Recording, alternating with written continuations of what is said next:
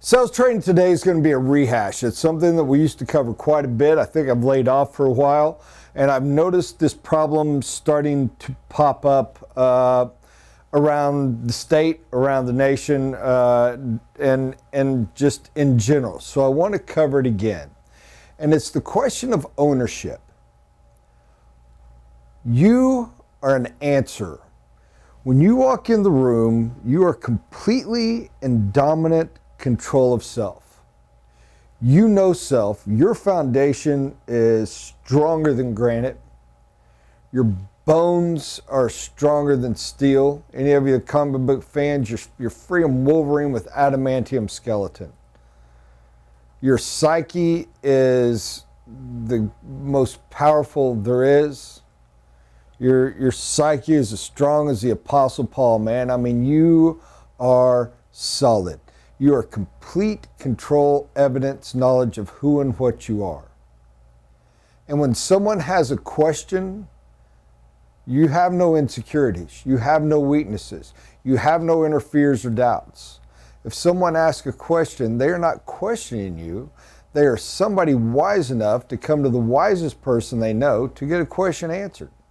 And if they ask it like a petulant child, or ask such a question in a manner that doesn't sound like a question, but a condemnation, or an insult, or a rundown, or a drive at you, boom, man, the slings, the arrows, they fall off. You cannot take ownership of these things. You are too strong. They cannot penetrate your hide. They cannot penetrate your skin, if you prefer. They cannot shake your foundation. They cannot rattle your confidence. They cannot hurt your breathing. They cannot harm your ears. You are impenetrable. You take no ownership. But you respectfully respond. So someone calls and they have an issue and they're upset or they're fussy or they're doubtful or whatever. You do not take ownership of that problem. You respectfully let it flow by, and then you turn it back to gain more knowledge. Because if you know the answer, you give them the very wise and brilliant answer. And if you don't, again, you're the stinking rock of Gibraltar. They're the wind screaming by, or the waves crashing on the store, the sailor hurling stones. If you do not know the answer, what you need is more information. Well, what is it that you're looking for? And hopefully it's more complicated or a better answer than that. But when they do, you respond with a question and seek to understand. You seek information. Do not own people's problems.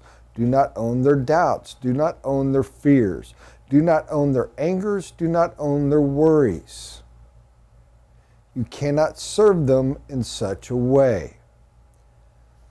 Seek for more information that you may assist and help. You want to know the worst meetings I've had? I've only had one or two of these. And one of them was a legal deposition situation. It was an angry person that just wanted blood. They just wanted blood. They didn't want help. They didn't want answers. They wanted blood. And they just kept coming at me. Boom, you. And every single time I refused to pick up what they were throwing, and I refused to take ownership of their accusation. No, I'm just a consultant. I advise you to do this and you refused. That was your decision. And it had a negative consequence like predicted. And I'm very sorry for that. But I can't own the result. It was not my decision. And I mean, you want to watch somebody just boom, pop like a fembot from Austin Powers movie. They hate it. But when you have somebody that's actually looking for help, and it's just nerves and it's just fear, or more likely, almost always, it's a lack of they don't know what they don't know. And you respond with questions, seeking, and then you give great, mature, wise answers, you will be amazed at how much they start to respect and they start to shift and they start to adjust. Had a salesman come to me earlier today. Classic problem I've made 100 times in my own life. Had a client that was coming in to sign, wanted to review the contract, sent it to the lawyer friend. Lawyer friend tells him, oh, it's a lot of money for it. And so comes in all rattled, nervous, and with all these lawyery questions. And the salesman did what we all do, or have done, and started trying to answer. You had minor panic, started trying to answer the question. It's very natural. But it took ownership of the doubts and fears and let those come in. Oh, I have to respond to those. No, what you need to do is respond to what the inner question is. Yeah, I mean, in all sincerity, you look at them and go, so? Well, you're a contractor, you're just a consultant, there's a lot of money. I'm not the GC.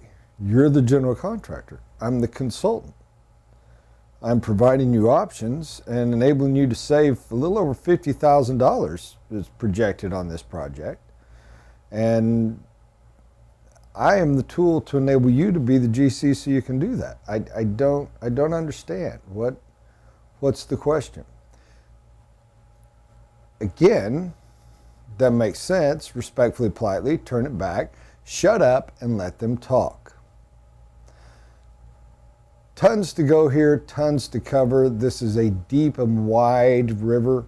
We've touched on it before, but I tell you true, my best advice and one of the best elements of management, of dealing with people, but especially sales, is have complete and total ownership of yourself and take no ownership of their worries, fears, problems, concerns, and issues. That mindset is so powerful and so important. If done correctly, it is also so incredibly respectful to the client that is the most dominant answer I can give you on any element of sales, whether it is the initial, whether it's secondary, whether it's dealing with irate client and reselling position. This may have been confusing how I got around there. If nothing else, hopefully you ignore the middle and you listen to the conclusion. But that's what I have for today. Thank you guys. Have a great day.